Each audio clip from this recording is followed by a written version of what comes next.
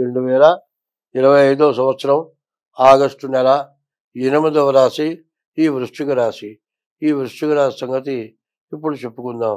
ఈ వృశ్చిక రాశికి శని మొన్నటిదాకా అష్టమంలో ఉన్నాడు, మళ్ళీ వక్రించి వెనక్కి వచ్చాడు. ఈ వృశ్చిక రాశి పూర్తిగా బాగాలేదు. ఈ వృశ్చిక రాశి వాళ్ళు ముందు ఏమీ పని చేయొద్దు, తిని ఇంట్లో కూర్చోండి. ఉన్న వ్యాపారం ఆపేసేయండి. కొత్త వ్యాపారం, కొత్త సంపాదన మాత్రం పోవద్దు. దీనివల్ల బాగా పూర్తిగా నష్టపడతారు. అయితే ఇదివరకు మీద కొంచెం బాగుంది. బుధుడు, రవి బాగున్నాడు, కుజుడు బాగున్నాడు. కాబట్టి ఏదో ఉన్న దాంతో తృప్తి పడండి. కొత్తగా ఆదాయం రావాలి, కొత్తగా సంపాదించాలి, బాగుండాలి అనే ఆలోచనలో వదిలేసేయండి. అంటే చెడిపోవాలని కోరుకోమంటావా అని అనటం కాదు, చెడిపోమ్మడం అని చెప్పట్లా. బాగుండాలి అంటే ఉన్నదాన్ని పోగొట్టుకోకుండా ఉండాలి. కాబట్టి ఈ వృశ్చిక రాశి వాళ్ళ పరిస్థితి పూర్తిగా బాగాలేదు. కాబట్టి జాగ్రత్త పడితే ఎంతైనా మంచిది. ముందు డేట్ ఆఫ్ బర్త్ ద్వారా జాతకం చూపించుకోవటం చాలా అవసరం. మేష వృశ్చిక యోర్భౌమ, మేష వృశ్చిక రాశులకి కుజుడు అధిపతి. కుజుడు ఏకాదశిలో బాగున్నాడు. కాబట్టి వివాహం చేసుకునే వాళ్ళకి మాత్రం పూర్తిగా బాగుంది. వివాహం చేసుకోవాలంటే జాతకం చూపించుకొని జాగ్రత్తగా వివాహం చేసుకోండి. ఈ వృశ్చిక రాశి పరిస్థితి ఏమిటి అని ఆలోచించాలి. ఎప్పుడు కూడా వృశ్చిక రాశే కాదండి, ప్రతి వ్యక్తి కూడా జాగ్రత్త పడాలి. ఇప్పుడు ఉన్న వ్యాధులన్నిటిలోకి కూడా షుగర్ వ్యాధి అనేది బాగా ఇబ్బంది పెడుతుంది. ఈ షుగర్ వ్యాధి వాళ్ళు ముందు ప్రతి నెల డాక్టర్ దగ్గర పరీక్ష చేయించుకొని తగిన మందులు వాడుకోవాలి. ఈ మందులు వాడి వాడి వాడి విసుగు పుట్టి బతికున్నంతకాలం ఈ మందులు వాడుకోవాలి. ఈ షుగర్ తగ్గే రోగం కాదు అని చెప్పి ఆలోచిస్తున్నారు. అందులో మేష వృశ్చిక రాశులకి దాదాపు ఎక్కువ మందికి షుగర్ వ్యాధి ఉంటుంది. ఈ షుగర్ వ్యాధి వల్ల చాలా కష్టాలు పడుతున్నారు. వాడి వాడి వాడి విసుగు పుట్టి ఒక 6 నెలలు వాడటం మానేశారు, లేదా 3 నెలలు మానేశాం అనుకోండి, కిడ్నీ అన్నా చెడిపోతుంది, ఊపిరితిత్తులన్నా చెడిపోతాయి, లివర్ అయినా చెడిపోతుంది, కళ్ళైనా కనపడకుండా పోతాయి. మరి రకరకాలైన ఇబ్బందులు వస్తాయి.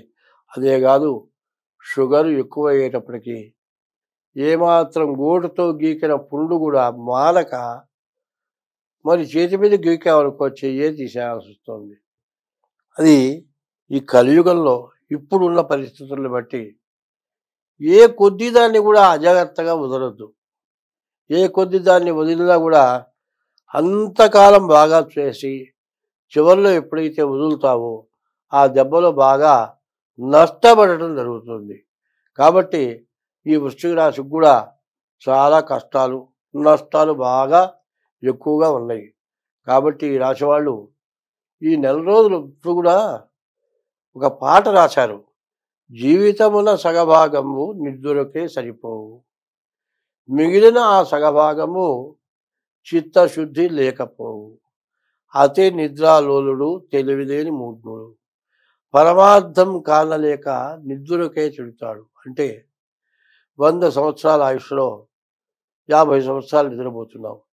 50 సంవత్సరాల్లో ఒక 20 సంవత్సరాలు చదువుతో గడుపుతున్నాం. 20 సంవత్సరాల నుంచి పెళ్ళైన తర్వాత భార్యతో గడుపుతున్నాం. ఆ భార్యతో అంత ఆనందం చెప్పడానికి లేదు. జీవితం మొత్తం ఇట్లాగే ఉంటాననుకుంటాడు. కొన్నాళ్ళు 10 సంవత్సరాలు అయ్యేప్పటికీ అయిపోతుంది. పిల్లలు చదువుతారు, పిల్లల్ని పోషించాలి, పిల్లల్ని పోషించాలి, ఖర్చులు ఎక్కువ అవుతాయి. ఎంత సంపాదించినా కష్టంగానే ఉంటుంది. అమ్మో మా వాళ్ళు పెళ్లి చేసుకోమన్నారు, నేను పెళ్లి చేసుకున్నాను, ఎంతో బాగుంది అనుకున్నాను, మొట్టమొదట ఆనందంగానే ఉంది, తర్వాత ఈ పెళ్ళాం ఏంది, ఈ పిల్లలు ఏంది, ఈ సంపాదన ఏంది, ఎంత చెప్పినా తెచ్చినా చాలటలేదు, ఈ పిల్లలు చదువుకోవట్లేదు, ఎందుకు బతుకున్నానా అని బాధ కలుగుతుంది అనుకుంటాడు. ప్రతి మనిషికి కూడా కష్టాలు అనేవి తప్పటంలా. ఎందుకు తప్పటం లేదు అనేది ఒకటి ఆలోచించడంలా. ఎప్పుడు కూడానండి 24 గంటల్లో 18 గంటలు పనిచేసినా ఒక్క గంట మౌనంగా ఎవరితో మాట్లాడకుండా అట్లా 2 కళ్ళు మూసుకొని ఏ చూపు లేకుండా, ఏ ఆలోచన లేకుండా ఉండటం ఒక్క గంట. నీకు ఇష్టదైవాన్ని పూజించడం ఇంకొక గంట, నీకు జన్మనిచ్చిన తల్లిదండ్రుల్ని పోషించడం, వాళ్ళ మీద ధ్యాస పెట్టడం గంట. 24 గంటల్లో 3 గంటలు. ఒకటేంటి?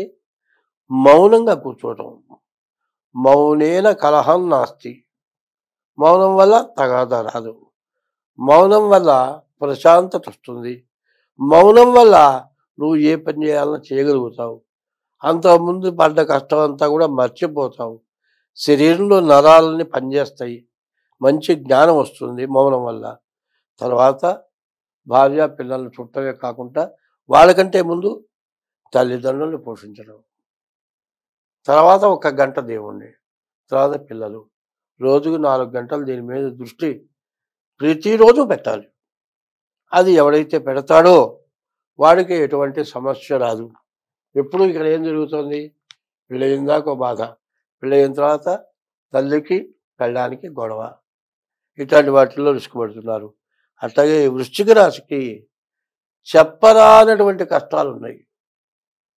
భార్యాభర్తల వల్ల కావచ్చు, మరి అత్త కోడళ్ళ వల్ల కావచ్చు, అనారోగ్యాల వల్ల కావచ్చు, పుట్టిన పిల్లల వల్ల కావచ్చు. ఇట్లా ఈ వృశ్చిక రాశిలో సమస్యలు వస్తున్నాయి.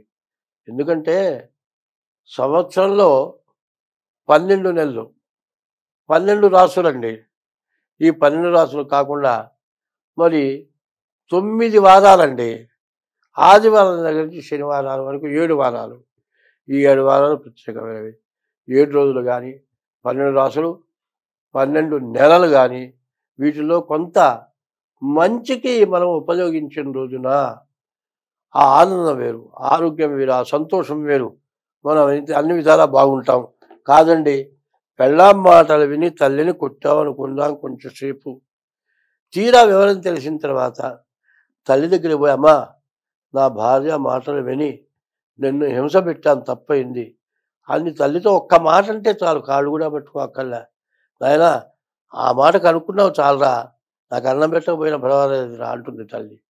అట్లాగే జన్మనిచ్చిన తల్లిదండ్రుల్ని, చేసుకున్న భార్యని, బతుకు తెరువు ఇచ్చినటువంటి విద్య నేర్పిన గురువుని ఎప్పుడూ జాగ్రత్తగా చూసుకుంటూ దైవాన్ని పూజిస్తూ ఉంటే ఈ వృశ్చిక రాశికి ఎటువంటి కష్టాలున్నా కూడా ఖచ్చితంగా పోతాయి. కాబట్టి ఈ చెప్పినవన్నీ కూడా ఈ వృశ్చిక రాశి వాళ్ళు అన్ని విధాలా జాగ్రత్త పడండి. చాలా బాగుంటుంది. స్వస్తి.